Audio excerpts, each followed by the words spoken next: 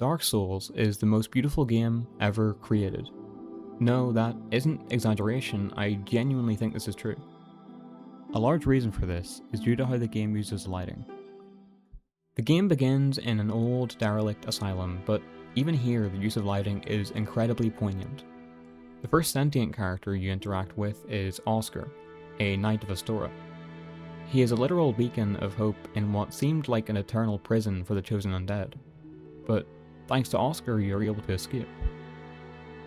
It's made clear he is of help by the light shining from behind. He appears as this heavenly force of sorts, someone to light the way forward. Without him, the game wouldn't be possible, yet only moments after this scene, you find him, dying, with rays of light leaking in through the cracked ceiling, once again portraying him as a light in a world of dark. He even grants you the Estus Flask, an item that is literally a flask containing concentrated fire. Oh, one more thing. Here, take this. An Estus Flask, an undead favorite. Though he is dying, he is an essence of hope in this fading realm. After reaching the end of the Undead Asylum, you are taken to Lordran, where you see the bright horizon in all its glory. But that's not where you're going. You're dropped in Firelink Shrine, which strongly contrasts the fleeting beauty of the sky. It is once again dark and in ruins, but that slight glimpse of sunlight pushes you. Perhaps if you get far enough through this world, you will reach that land of golden sun. As you venture through Lordran, defeating the Taurus demon, you come upon your next ally, Solaire of Astora, and above him a divine light. It's almost as if the heavens have opened up, sharing its brilliance with the world. After speaking with Solaire, you find he is an adherent of the Lord of Sunlight, Gwyn, and he has travelled here in search of his very own son. I am Solaire of Astora, an adherent of the Lord of Sunlight. Now that I am undead, I have come to this great land, the birthplace of Lord Gwyn, to seek my very own son. This dialogue may give you guidance, perhaps that is what you were brought here for. When accepting his proposition, he entertains the fact that maybe your fates are intertwined, once more honing in on your possible purpose here. Finding your own son, a higher enlightenment, some sort of hope in a hopeless world. The name Solaire is of French origin, literally meaning of the sun, likely due to Solaire being a member of the Warriors of Sunlight Covenant. And it's no secret that Solaire is a heavy symbol of sunlight, but it just goes to show how important it is based on all the relevance it has in this character alone. Progressing further into the game, after ringing the first bell of awakening, you must make your way into Blighttown, somewhere nearly devoid of light, and certainly devoid of natural sunlight. The atmosphere here can be described as grotesque, maybe even haunting. I know that I've had a couple jump scares down here in my time at least. The reason I'm talking about this place is, although it seems as far disconnected from my main point as you can get, it serves as a large help to how the game uses the lighting. You spend a large part of the game in places like these that are so dark.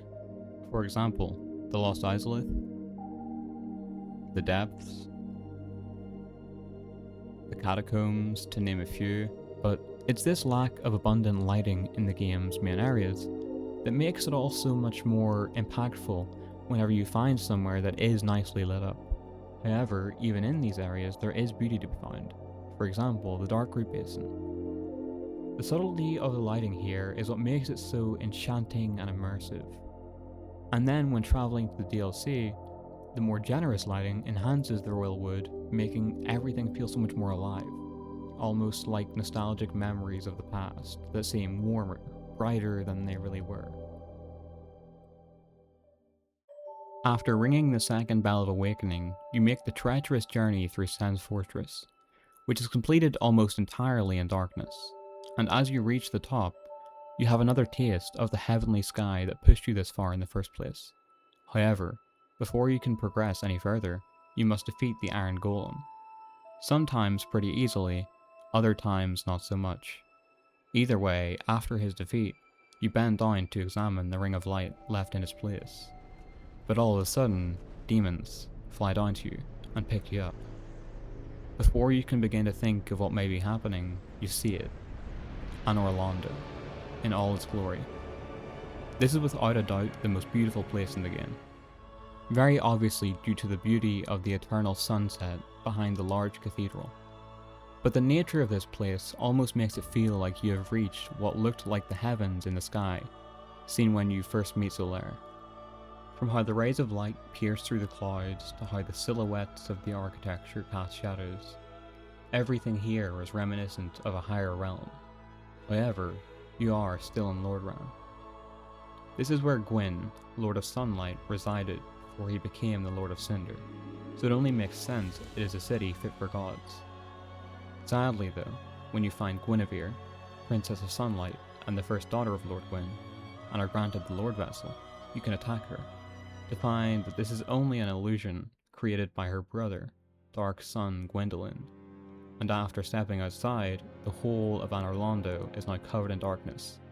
The sun too was an illusion.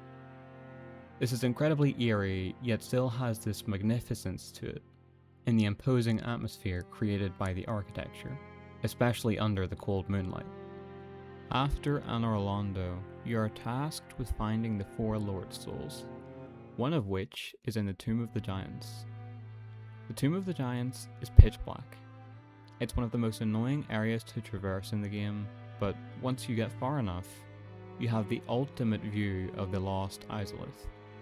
It almost appears as a literal hellscape or underworld, only illuminated by the vast lava lakes covering its floor. This once again replicates that feeling of the sky above Solaire, although this time contrasting the idea of a heaven with this being a hell, and it's also somewhere that can actually be reached, unlike the former. After gaining the 4 Lord Souls and placing them in the Lord Vessel, you gain access to the Kiln of the First Flame. This place is imposing, similar to Anor Londo, but this time things don't appear to be as beautiful. It's desolate, hollow. It really feels like you've reached the end of the world. And the yellow sky isn't heavenly this time, it's more murky, reflecting the fading embers of Lord Gwyn, a sad imitation of the golden sun that once coated the great city of Anor Londo.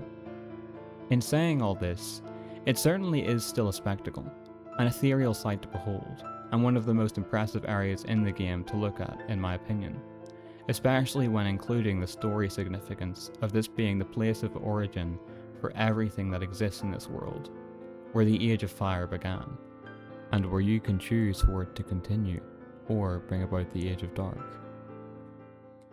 If you made it this far, then please consider subscribing. It really does help. This was just a short dive into how Dark Souls uses lighting to not only make its beautiful sceneries look even better, but also to connect certain story elements together. Hopefully you enjoyed, and thanks for watching.